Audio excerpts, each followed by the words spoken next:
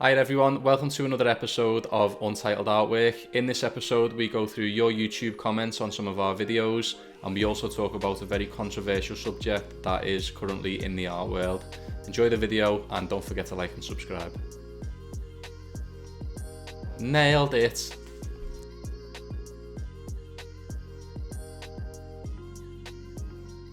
So first and foremost, we've got some comments that we're going to read through as the three of us know, but as people watching this are about to find out. So I'm just, through the magic of technology, just going to get those up on my iPad, which is right next to me. Some of our first videos, we asked people to comment on some of the questions that we asked. One of the questions was, what's the weirdest thing you've found in someone's house? Let's be specific. Your question. My question was, what's the weirdest thing you've ever found in someone's house? And we asked a number of questions like that. So these are the responses to those questions, some of which are really good, some of which are hilarious, some of which are quite concerning. And I'm pretty sure we should be reporting them to someone, but I don't know who.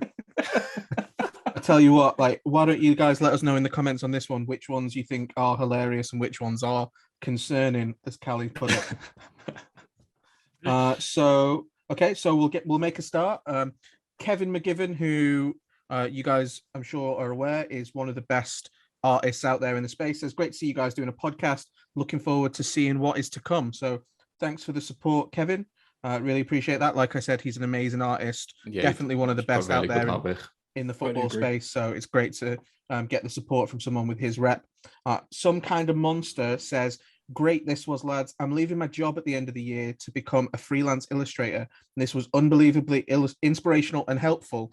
So obviously that was a comment from before Christmas. So that'd be great to know how you're getting on.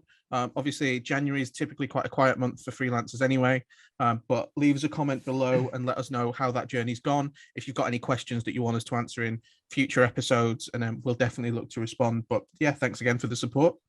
Is that his actual name, his tag, Some Kind of Monster? Yeah. I thought you were being sarcastic about someone we knew. It's certainly not his real name. I was like, Carl. Oh. You got to flash that thing up on the screen there. The kids. Okay, here's one from our recent guest, Dave Will, who says, legend. The weirdest thing I ever found in someone else's house was a fella in bed. I went for a viewing when I was looking to move house. The owner showed me around, but she warned me her husband works nights, so was still in bed. But then she proceeded to fling open the bedroom door and ushered me in to this dark bedroom to see if I liked the room. While this fella half sat up in bed, said hello, and lay back down again. We didn't buy the house. No way. Imagine going in and he's just in his skimps, in his undies.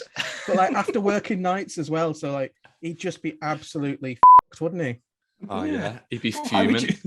Why would you show him into that room either way? Do you know what I mean? I know. I used to. You just kind of avoid it. Is the rest of the house? Yeah. So the thing is, though, when you're trying to sell a house, you just want to sell the house, so you're not gonna get someone around for a viewing and go, but you can't see the master bedroom. So I suppose you just tell him to get up. I think that's what I'd have done. I'd just been like, mate, you've just got to get out of bed for 5 minutes. Yeah. Imagine he had the phone on. Oh, mate. Imagine he walked in and he had the phone on. Yeah. Never known someone to... Oh, what's going on? Oh, shit. I've never known someone to escalate something so quickly as much as you do. We go just such a different direction as soon as Callie's involved. It's similar though. I used to do the windows, as you know, and I used to do people's houses who work nights as well, and I used to try and do the windows quieter so I didn't wake them up. But sometimes they'd kick off. You're like, I'm trying to sleep. Just trying to do your windows, mate. 17, nearly falling off the ladder. He's trying to peep through the curtain. That's what I was really doing. Yeah, nobody asked him to do the windows. He'd just turn up and do them. Yeah, it wasn't a job. It was a hobby. So, contrary to what we've just seen, John Muck, or MC, said, Callie's the serious one, Yoni's the fed up one, and Carl's the comedy then. Belter, lads. All right. Yeah. I'm the serious one, was it? Yeah, that's what he said, yeah. Really? I wonder what episode he watched.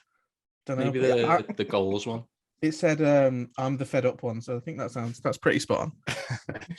In reality, you've got Yoni, the serious one, and then there's just two dickheads.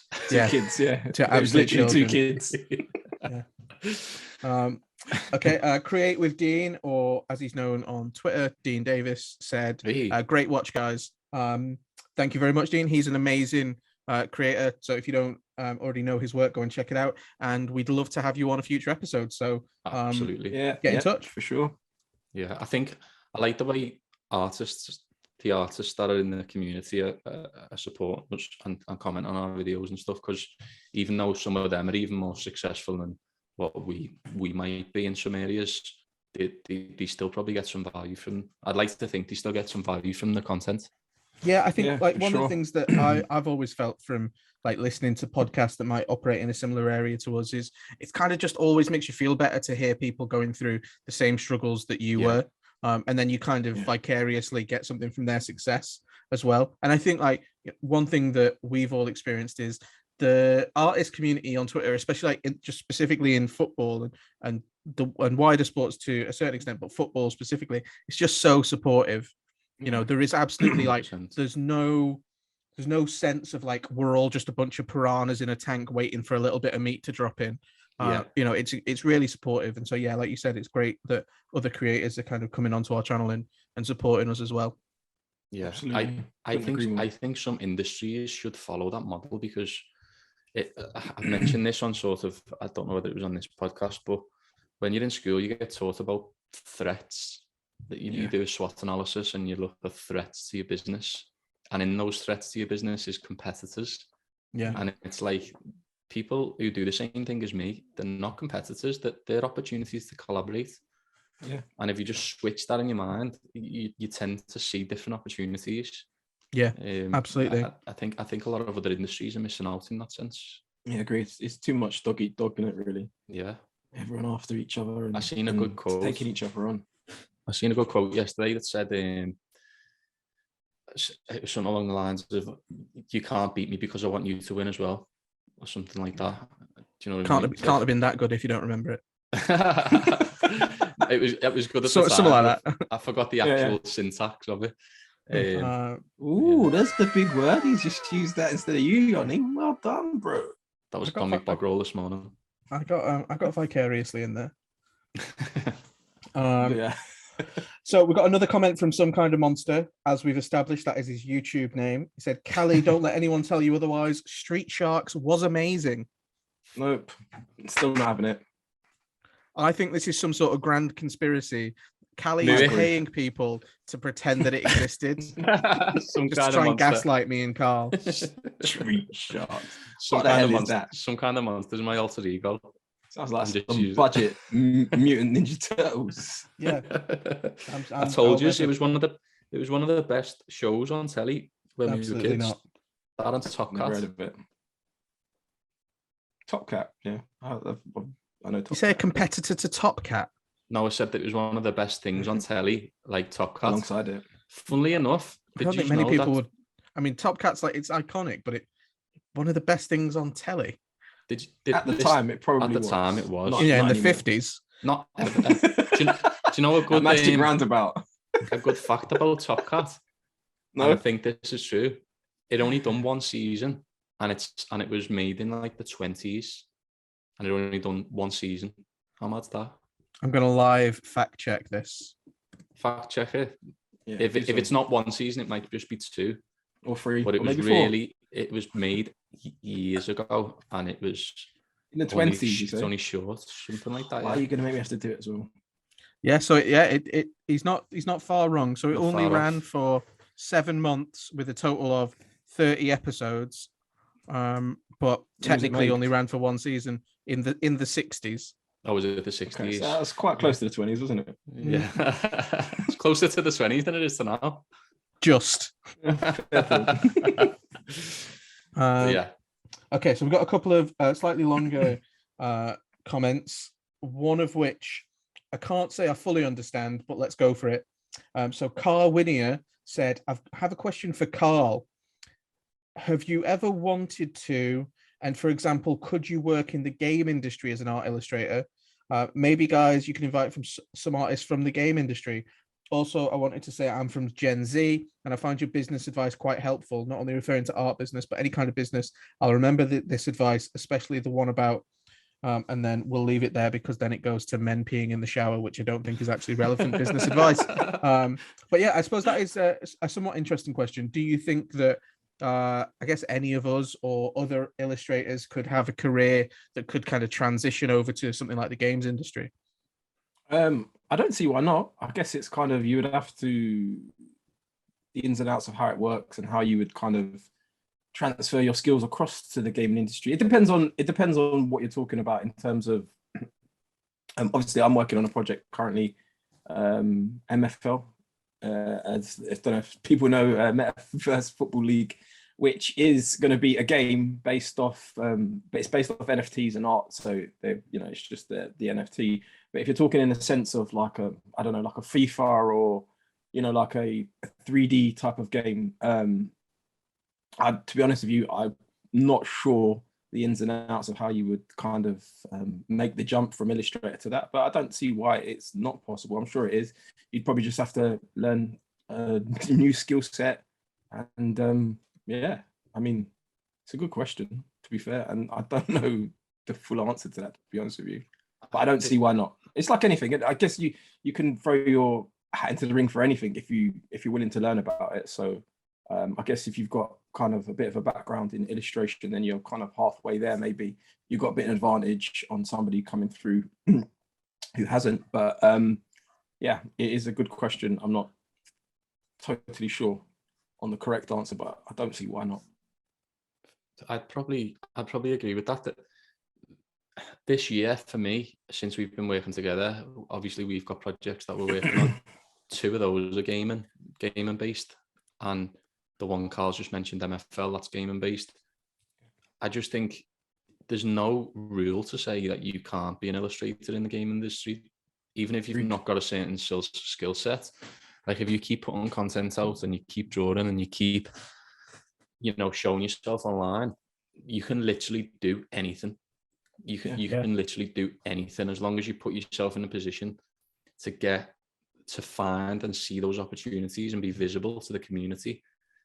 Who knows who you can be approached by? Yeah, totally right. I think the truth is, like, a lot of people underestimate how vital not just illustration but design in general is to literally every industry. So, you know, if you look at like the remote control for your TV, a designer decided where the logo goes, what the colors for the buttons are. You know, if you look at the label on a bottle of juice, a designer created that. And you know, a specific reference to bring it back to gaming. So somebody who I follow and follows me on Twitter, an amazing illustrator based in London called Jake Contu or Contau. I'm not 100% certain how you pronounce his name, so sorry about that, Jake, if I've got that wrong. He's just done the artwork for the new remastered Uncharted collection for PlayStation. Wow. So that's obviously amazing.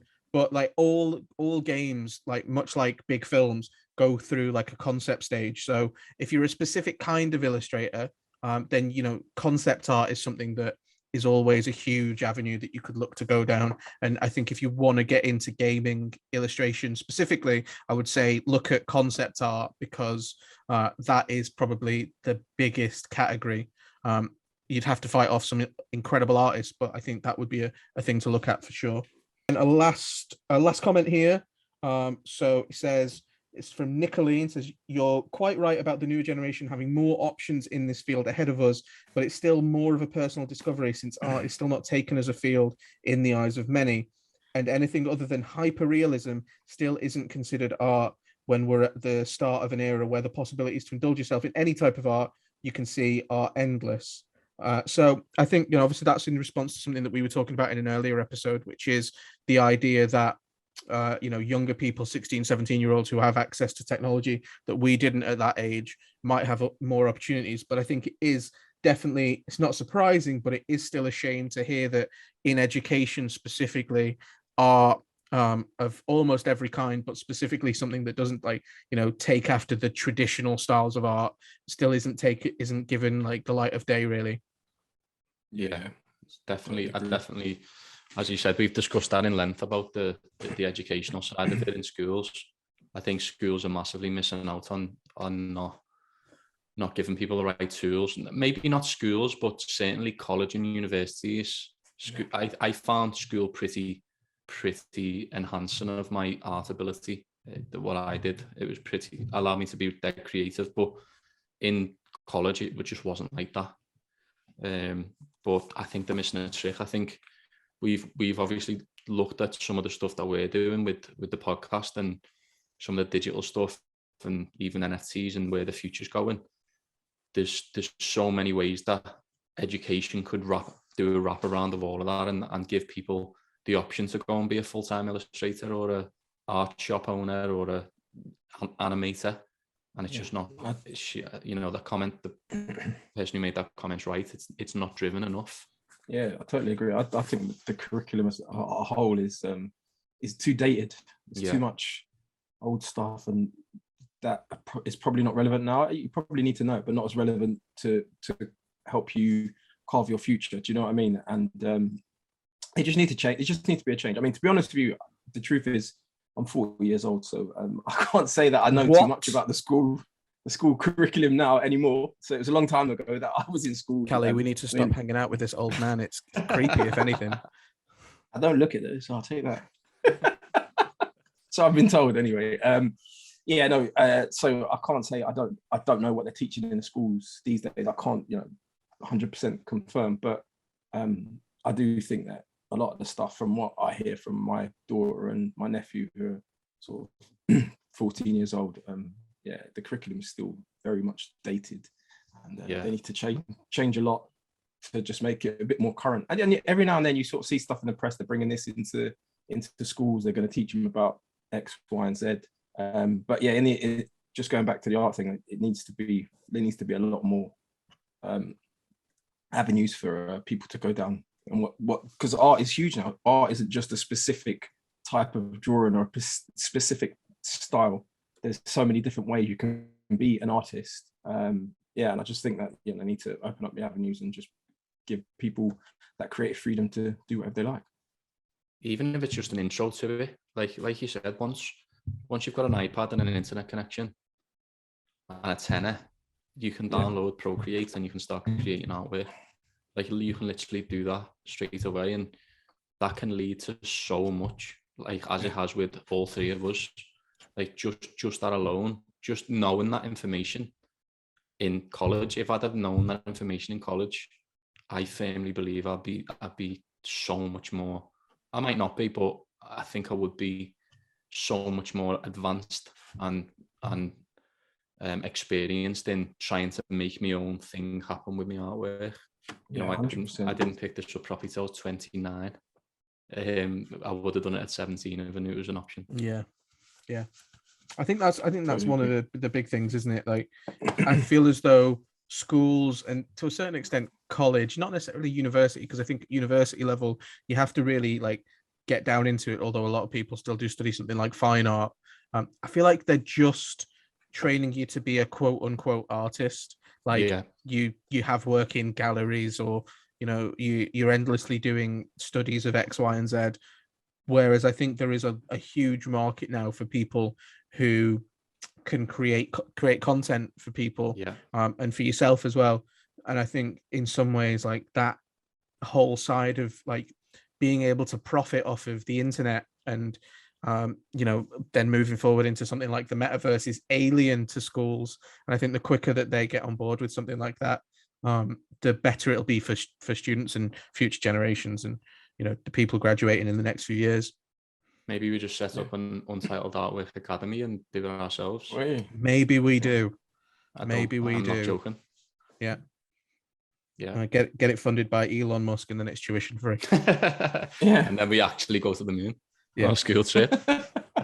Cool. So I think that kind of brings us to the end of the comments. Sorry if we didn't read something that you'd posted.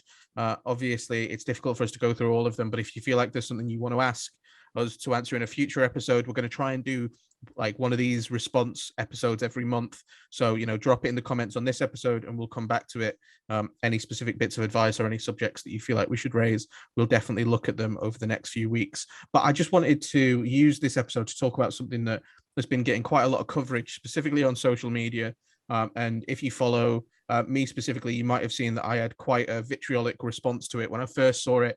But this is the partnership and competition that the Adobe brand and Billie Eilish have decided to run together. So they seem to have had some sort of like brand partnership for a little while. She's like the face of all of their commercials. So like if you if you're watching this, you might see the ads that she features on, because you're probably watching stuff that is relevant to that. Them up anyway. But yeah, we'll show you some like images from the campaign. But they've run this competition now for people to enter, where basically what they want to do is they want you to submit your artwork. So you might be an illustrator, a designer, a painter, whatever. They want you to submit your designs. They're going to pick a winner, and the winner's design is going to get featured on merchandise on Billie Eilish's upcoming tour. Now, personally, I think it's outrageous. Adobe, I think I saw a report that they made something like 27 billion in revenue last year. So, they're certainly not short of a few quid. And they're going to get thousands of free pieces of artwork now. And the rules and stipulations of the competition say in the fine print that they own all artwork submitted by anyone, including the winner, in perpetuity. And the person who creates it is owed absolutely nothing. So what do you guys think?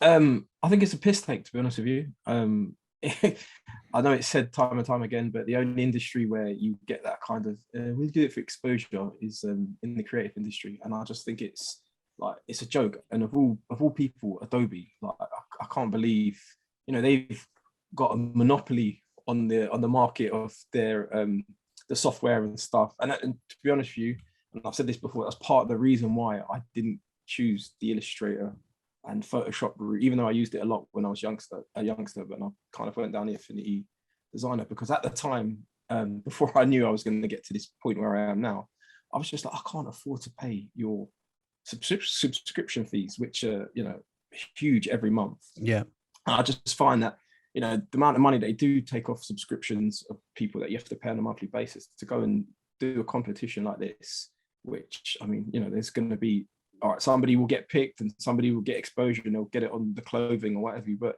what about the other 10,000 people that are going to spend time and hours putting artwork together, creating, and just not only do they not get seen, it's not their artwork anymore. Like it's an embarrassment. It genuinely is an embarrassment. And I just think that it's tiresome when people do that. Like I said, yes, the only industry, creative industry, is the only industry where people basically take the piss out of other creatives, and well, not creatives taking piss out of creative, but you know what I mean? People take the piss out of creatives and just think, yeah, cool, we're there for exposure. And I just not about it at all. Do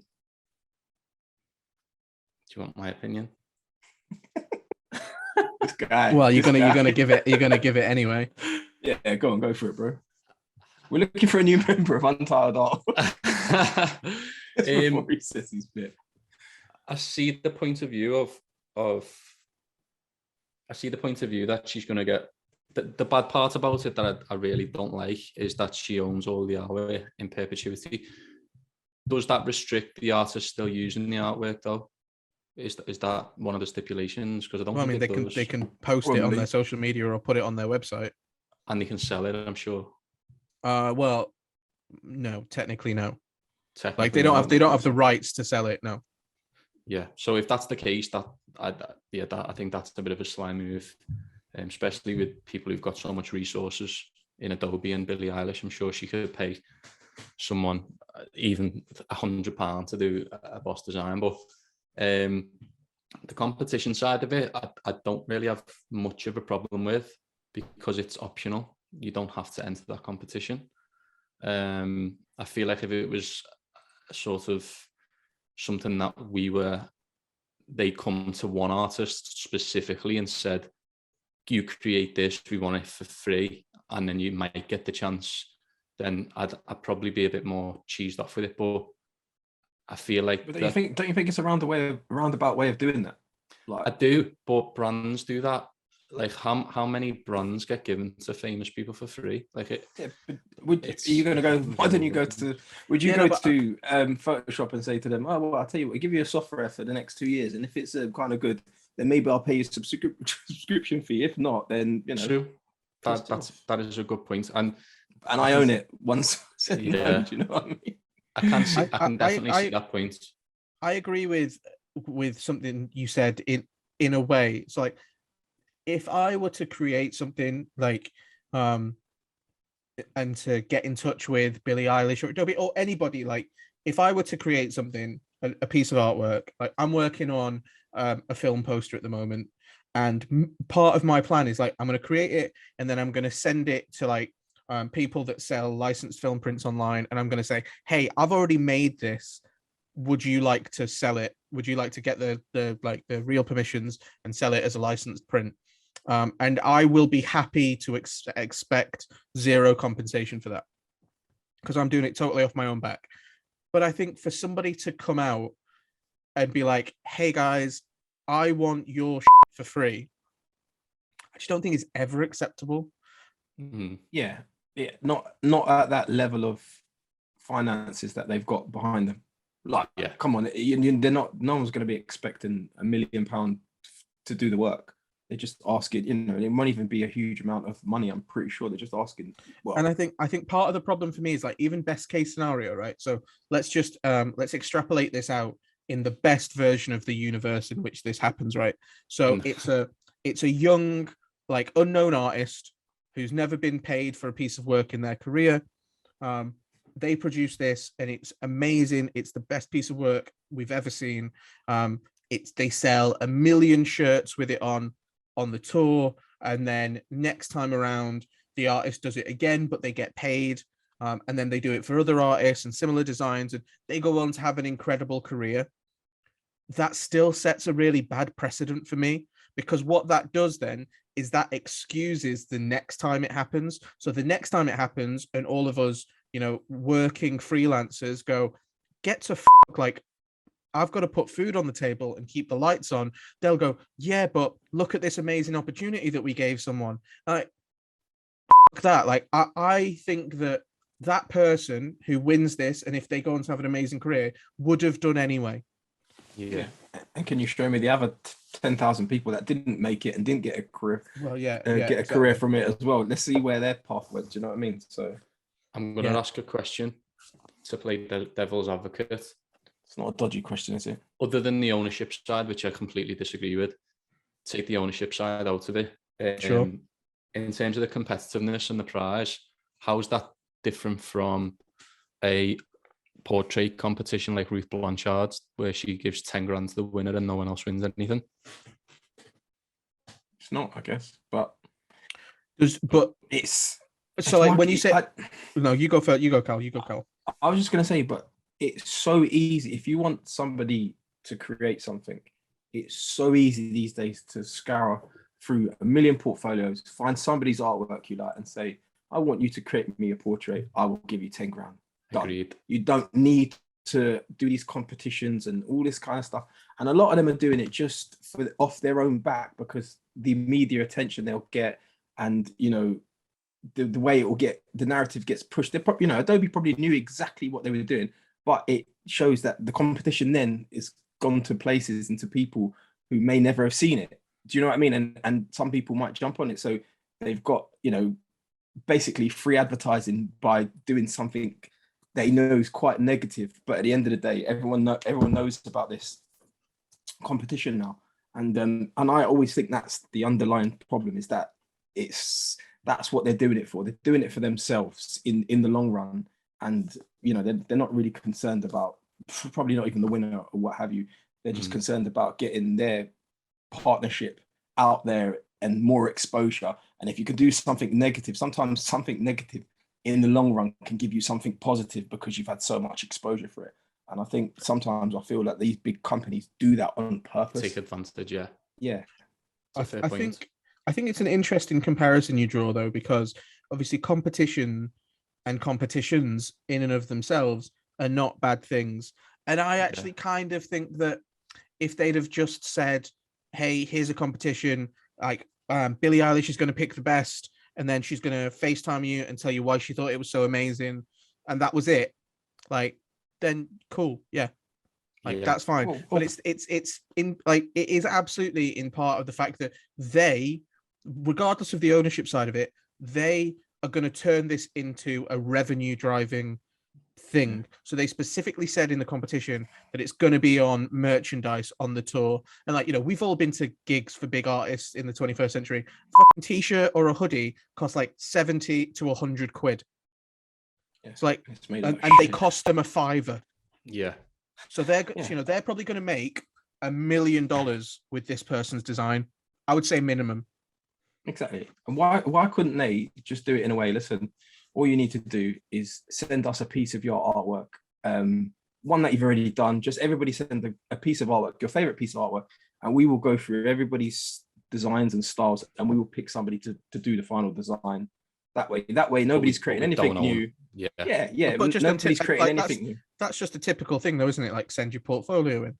And yeah, exactly. It's just but it's still a competition. You still got the competition rules by it. We're just picking a winner, you know, or even if they say we're picking someone at random, you know, whatever the case may be, we'll narrow it down to 100 of our favorites, and then we'll pick somebody at random, and then you get to do it. And you've still got the competition vibe from it, but yet you're not making anybody do any extra work for absolutely nothing. Yeah, I think it's just the blatantness of it, isn't it? That is. We changed your mind yet? Not really. In some ways, yeah. But I understand. I think the ownership side and the brashness of it, it's quite clear what the agenda is. But even as you were talking then, I was thinking about X Factor. X Factor puts people through competition to win a record deal, and during it, X Factor make millions off the views on the telly. So that's their agenda. But no one has a problem with X Factor. Yeah, but that's no, like, that is how a typical capitalist system works. Yeah, so like, you know, you work at Asda, you get paid £9 an hour, but you're making them £1,000 an hour. Like, you know, that's how capitalist systems work. We all understand that the ultimate person at the top of the food chain generates more capital from what we put into it or what they pay us out of it. But you've got to pay something out of it. Like, you can't say like, we're going to go and make all the money. So like with X Factor, for example, like, obviously 1,000,001 people have come out of X Factor and have gone on to have some sort of career, not just the winners, but like the winners get like £1 million recording contract. So like, they ultimately get something incredibly valuable that the people involved in X Factor are having to give them. It's not just exposure. It's not just exactly. They get the exposure through being on the show as well. Yeah, they get the exposure, but they also just get paid literally for what they're doing. I think ultimately for me, like, I try and broaden it out to a general, like, almost like morality thing. Like, it's a fundamental principle for me. I'm not mad just at Billie Eilish and Adobe. I'm mad at the system that they're perpetuating. This idea that we don't have to pay creative people, and it's fun. It seems like it's fundamental because, like, we don't have to pay them because they just enjoy doing it. Like, that is right. I would probably be sat at home creating stuff whether you paid me or not. But if you're going to use it to extract value on a level of magnitude that I can't fathom, I deserve to be compensated for the thing that I make. Totally agree. And the thing for me as well, I think the worst thing for me is that it's Adobe. I know, yeah. You know, they're creative. You know, they create these programs for everybody to do their artwork, and they should understand how the creative industry can get walked over in that sense, and how many people have done it before, and how it's always got bad press every time it's been done. You know, illustrators, artists, anybody who's creative always, you know, stand up and say their piece, which rightly so. And I just find it really sort of negligent from them to sort of just look at all that. I think I will do it, and that, you know what I mean. And that's because the underlying thing for me is always is in their own benefit. To in the long run, they will benefit from it. Dog eat dog. Don't have to enter the competition. That's my That's stance. literally the opposite of what we said earlier on in this episode. Dog, if you're inside it, it's at your own fucking cost. I'm only messing. And if you, no, if you found one of those in someone's house. I think that's a pretty good place to wrap that bit up. I think, like, you know, I think in a roundabout way, we all agree. I think Callie's obviously got some slightly different perspectives on it. It'd be really great, though, to hear from the people that watch this, how they reacted when they saw that thing. If you've not seen it, we will post a link to the original tweet down in the description. So go and check it out and then come back and leave a comment and tell us what you think about competitions like this. I know that I've already seen somewhat polarized opinions from my own followers on Twitter when I posted it. So it'd be really interesting to see what everybody else thinks. But with that, I guess it's time to say thanks as always for checking out the latest episode of Untitled Artwork. Don't forget to like and subscribe the video, and we'll see you on the next one.